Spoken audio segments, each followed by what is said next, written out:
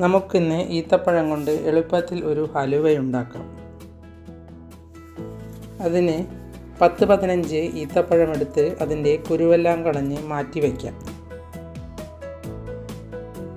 ഇത് നല്ല മധുരമുള്ള ഈത്തപ്പഴമാണ്. അത് മിക്സിയുടെ ജാറിലിട്ട് ഒന്ന് അരച്ചെടുക്കാം. ഒരു പാനിൽ 1 ടേബിൾ സ്പൂൺ ഗീ ഒഴിച്ച് കുറച്ച് അണ്ടിപ്പരിപ്പ് വറുത്തെടുക്കാം.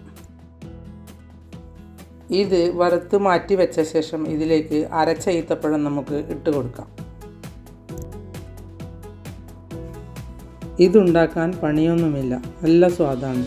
ഇനി ഇതിലേക്ക് 1 ടേബിൾ സ്പൂൺ ഗീ ഇട്ട് കൊടുക്കാം. അത് ഒരുവിധം ഡ്രൈ ആയി എന്ന് കണ്ടാൽ അതിലേക്ക് 1 ടേബിൾ സ്പൂൺ കോൺഫ്ലവർ കലക്കി അതിലേക്ക് ഒഴിച്ചു കൊടുക്കാം. പാത്രത്തിൽ നിന്ന് വിട്ട് വരുന്ന പാകമായാൽ നേരത്തെ വറുത്ത് മാറ്റി വെച്ച അണ്ടിപ്പരിപ്പിട്ട് കൊടുക്കാം. ഇനി ഒരു പാത്രത്തിൽ ഗീ തേച്ച് അതിലേക്ക് വെളുത്ത എള്ള് വിതറിയ ശേഷം അതിന് മുകളിലായി ഈത്തപ്പഴത്തിൻ്റെ ഹലുവ ഇട്ട് കൊടുക്കാം. അത് നല്ലതുപോലെ പരത്തി തണുത്ത ശേഷം നമുക്ക് പാത്രത്തിൽ നിന്ന് എടുത്തു മാറ്റാം. ഇത് പാചകം പഠിക്കാൻ തുടങ്ങുന്ന ആർക്കും ഉണ്ടാക്കിയെടുക്കാം.